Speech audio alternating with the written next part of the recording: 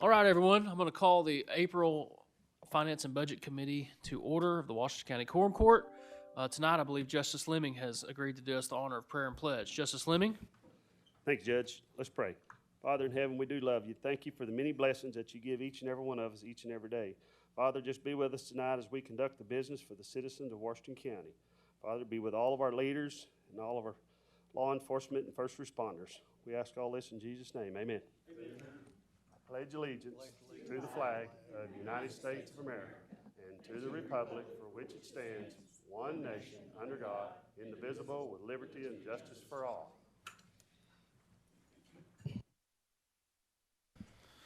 Thank you, Justice Lemming. We'll move to the adoption of the agenda. Do I have any motions for the agenda? Justice Coger? Yes, thank you. Thank you, Judge. Yes, I'd like to add an agenda item immediately after item number 11, but before public comments. And that would be a discussion on the Northwest Arkansas Crisis Stabilization Unit. And I would like to share with my colleagues a study that was conducted by the health and legal system of UAMS by Dr. Melissa Zielinski and Dr. Michael Zoller of UAMS. And so I request that we add that out. It can only be done, I can only share this information and have this discussion in a public meeting as it should be. Thank you. Second. I have a motion to add a discussion item for the CSU as new item number 12 by Justice Coger, a second by Justice Hires. All those in favor? Aye. Those opposed? The CSU discussion will be added as item number 12. Thank you. Justice Lyon? Thank you, Judge. I'd like to make a motion that we take items 7 through 11 and put that as a consent agenda for tonight. I have a motion to take items 7 through 11 and move them to a consent agenda for this evening by Justice Lyons. I believe I heard second by Justice Dean. All those in favor? Aye. Those opposed?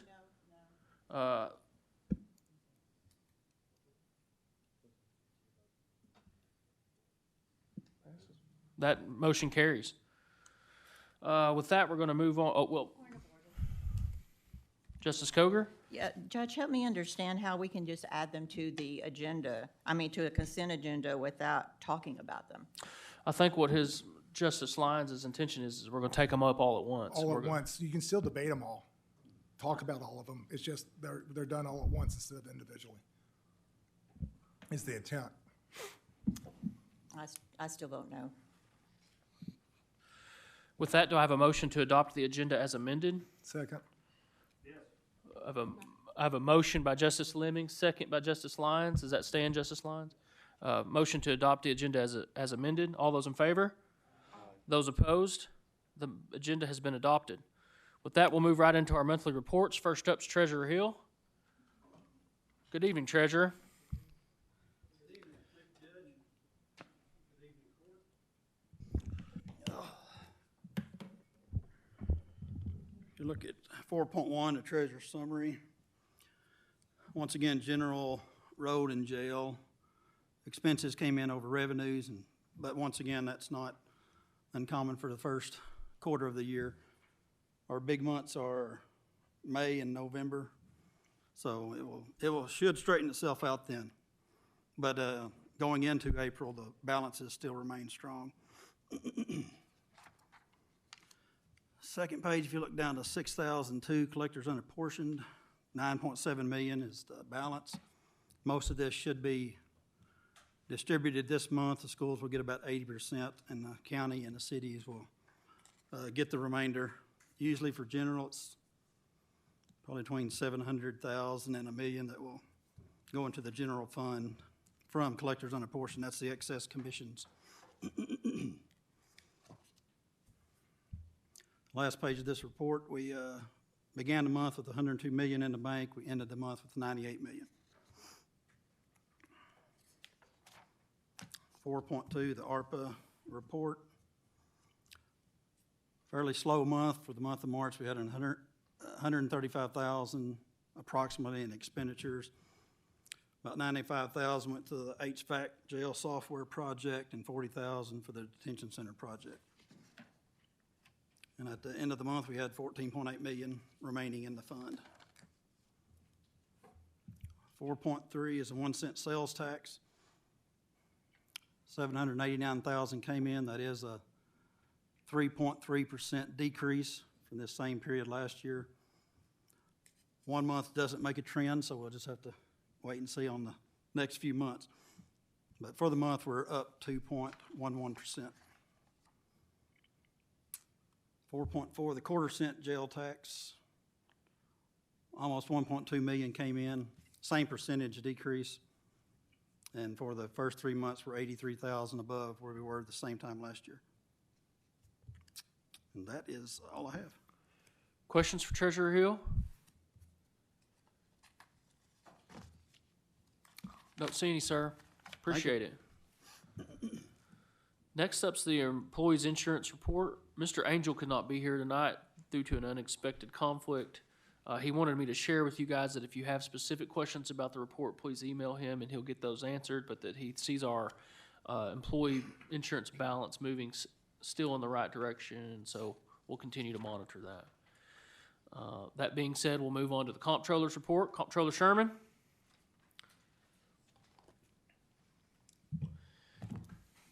Good evening. The first report there is the budget report. Basically, we're 25% through the budget right now through the fiscal year. So any outliers over on the other side, there's, that are above the 25% range drastically. There is good reasons why. There might be a one-time payment for the year. They might be quarterly payments.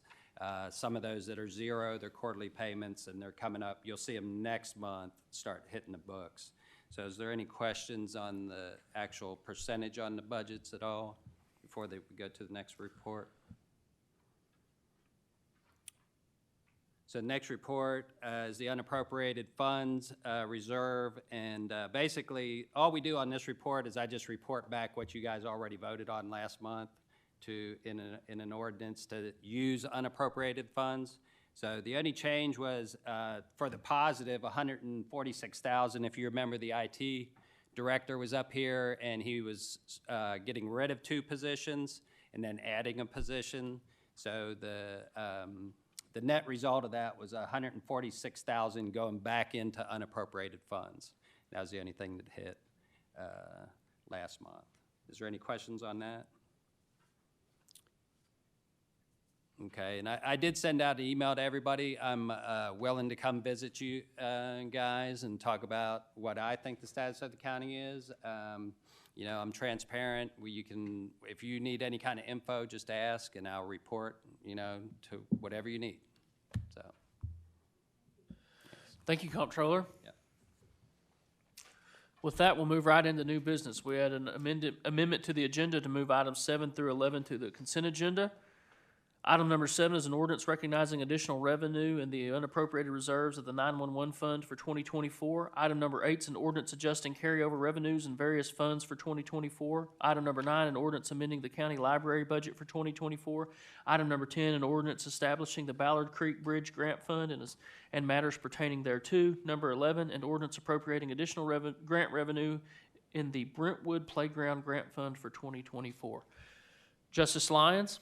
Thank you, Judge. Make amended, we pass this on to the full quorum court as a consent agenda with a due pass recommendation. I have a motion to pass items 7 through 11 to the full quorum court with a due pass recommendation and as a consent agenda by Justice Lyons, and I had second by Justice Pond. Is there any discussion on any of these items? Justice Dennis? Thank you, Judge. So I'd be appropriate in asking something about the county library at this time, correct? I mean, that's part of it. Correct. Of course, a good politician doesn't ask a question that he doesn't know the answer to already, but I don't know the answer to this one, so I'm not a good politician. Is the library audited with the county whenever we have our state audit? I'm not sure about that, but I don't think so. I don't know if anybody. Then my question would be this: when was the last time there was an audit on the library? I don't know. We could definitely try to get you that answer. I'm not aware of that. Yeah. There's nothing that I think is wrong. Fact is, I congratulate them for handing out the glasses that they did to all the kids and adults that wanted to come by and pick up the solar eclipse glasses. But I just I thought about that, and I thought, well, I've never seen one. Yeah. And so, I'm sure they're probably audited. I don't know what time frame they are or. well, I didn't know what our responsibility was either. I know that their money is, I should have asked the general a while ago. There you think, go. Kim Motherwell, I think she audits everything as far as that goes. Like, she looks at every account. When she takes the 23 financials, I mean, she will go through everything, which will include the library. Okay, so the answer would be Now, she might yes. not be a library specialist if you really want to dig down into, librarians, but the funds are getting audited. Okay, thank you.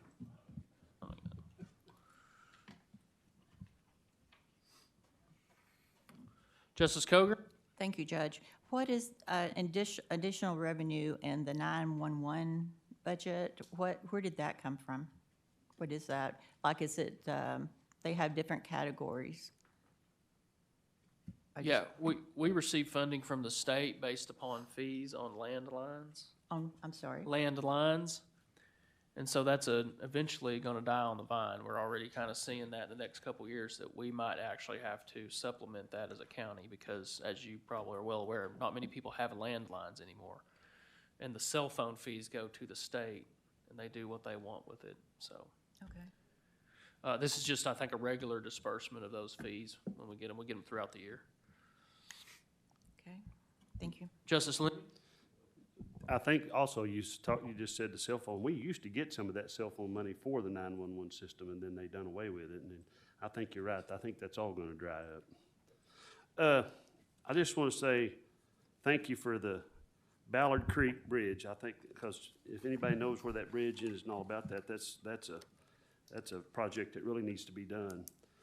But, and again, I'm very appreciative of it. But I have a lot of people that's seen this, and they've asked me, why would we not be working on the bridge in Cincinnati Creek Bridge that got washed out in 2022?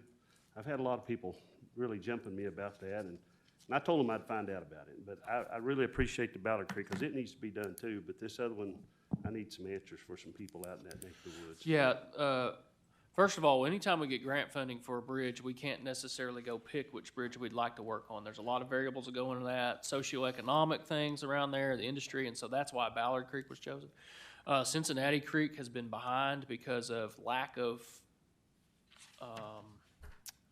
bidding.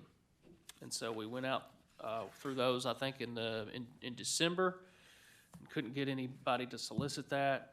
The engineering portion of it, we're gonna go back out for that. We know that that's a critical need. We're trying to get that fixed up, but it's just behind. That's all there is to it. Something I can tell. Yeah. Not for lack of effort, and we've got some good people working on it. It just hasn't. I don't want to say too much in terms of trying to, mess up the next bidding process, but that bridge is challenging from its location. It's hard to get a vendor out there and dedicated to that project being so remote. So anyways, that's where we're at with that. Any other discussion on the consent agenda items? Any public comments on the consent agenda items? This would be items 7 through 11. If not, I have a motion to pass the consent agenda by Justice Lyons and a second by Justice Pond. All those in favor? Those opposed? Items number 7 through 11 will move to the full quorum court with a due pass recommendation and also be included on the consent agenda. And that moves us right along to item number 12, which was an item added by Justice Coger for a CSU discussion. Does Justice Coger? Yes, may I pass these out? You can. I think I have enough copies. Maybe I should have some extra. So, as we Cue your mic, please. There you go.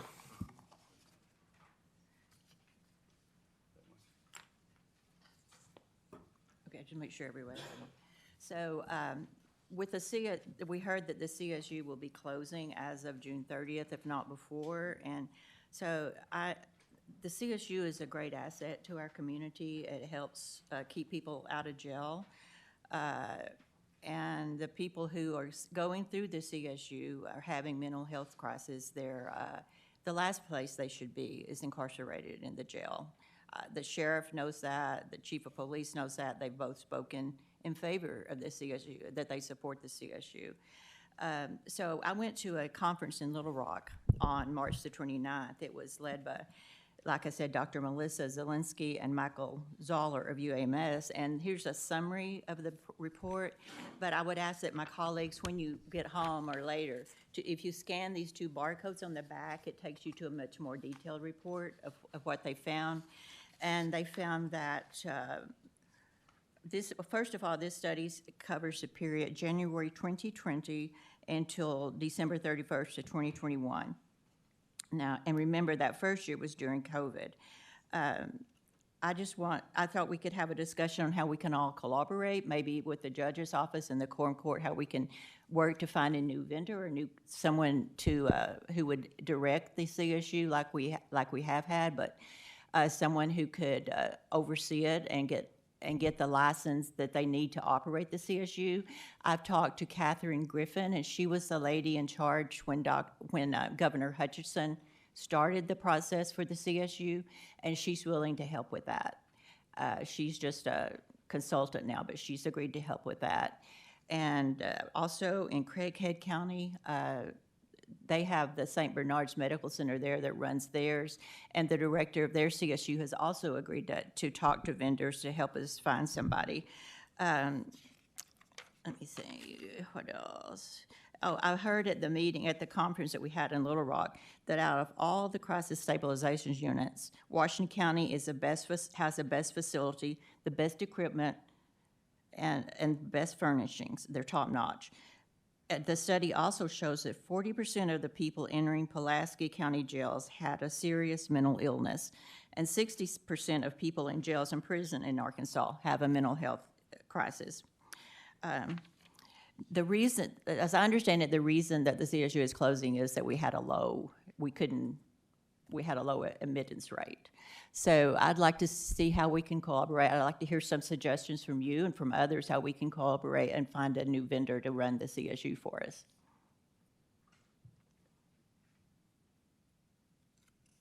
Other discussion?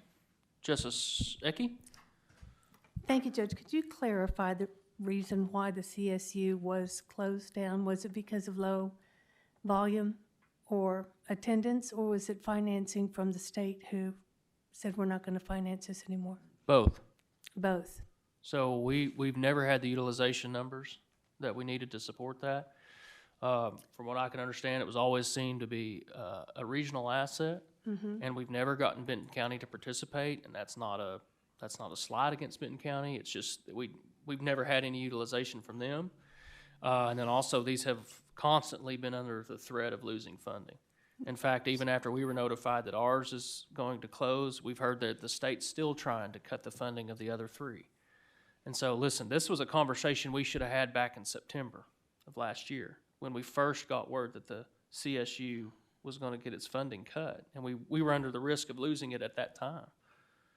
I'm going to be very clear about my opinion of this. The CSU thought is a dead thought, and I don't think I don't think we should sit here and the model of it is great. I wish we would have gotten our mental health court off the ground before we lost the CSU. I think there's very much a symbiotic relationship between those two entities.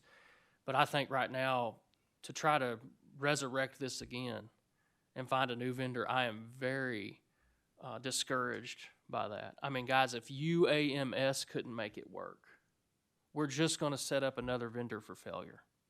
And I think this, at this point, it's been a 5-year distraction for Washington County. I think we need to move on in our minds and start doing some other things. Justice Ecke, I know I took it over there, but That's okay.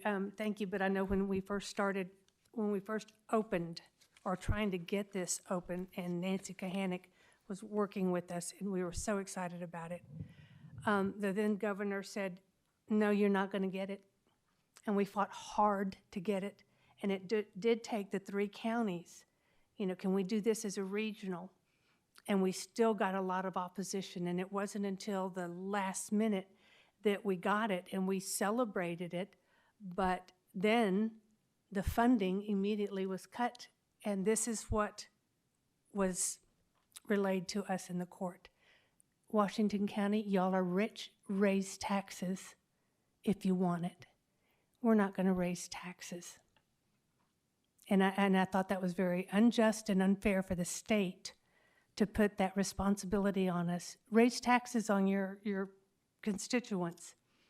No, you all already tax them enough. We're not going to burden them anymore. So that was a conversation we tried, and those on the court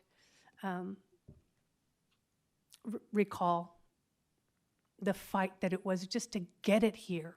And then they reneged on their agreement to help support it. So just additional information, and I'm sure a From lot what of I can piece people together, DHS has never liked these facilities coming out of their budget, and so they bristle at that. I've had some discussion with our state legislators. As you know, they started fiscal session tomorrow. I guess not started, they will start fiscal session tomorrow. Our legislators have told DHS, we think this is a good idea. If you want the funds, just request them in your budget, and we think we could work with you. And for some reason, we've been told that DHS is not interested in that. So I don't know what else to do. Justice Lemming? Well, the whole thing, when it started, we knew it was going to be a failure because the state's real good about starting a program like that and pushing it on you, and they'll take a little money away in 2 years, and they take a little more in 3 years, and then it gets down to 5 years. If you want it, take it and run with it. If you don't, put it to bed. And the tax money, we knew it was a flop to begin with. I did. I've always thought that. And the jail, the sheriff's responsibility ain't mental health. And I'm sorry that I've probably got mental problems. We all got a little mental problems, but you got to learn how to control your mental problems, and you can't ask taxpayers to pay every penny, everything in the world.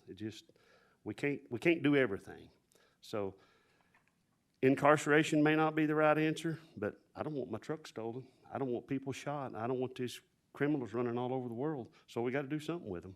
And anybody can blame they got mental health, but I don't see that deal ever working. Thank you. Justice Coger? Yeah, I'd just like to point out a couple of things. Talking about UAMS operates the CSU in Pulaski County, and it's thriving. It's one of the best in the state. So how is it that the other CSUs are all flourishing and we're not? I don't understand that, because we should be the leader in that. We should be at the top. And when I went to this conference, I heard that Washington County didn't even submit information to the study, so we weren't included in it. That the two they focused on was Sebastian County and Pulaski County. So I just think we should not give up on it.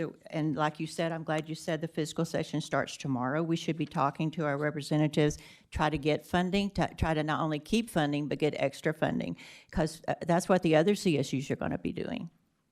But we have to have a director first before we can open. It could be, there's people around that we could talk to do that.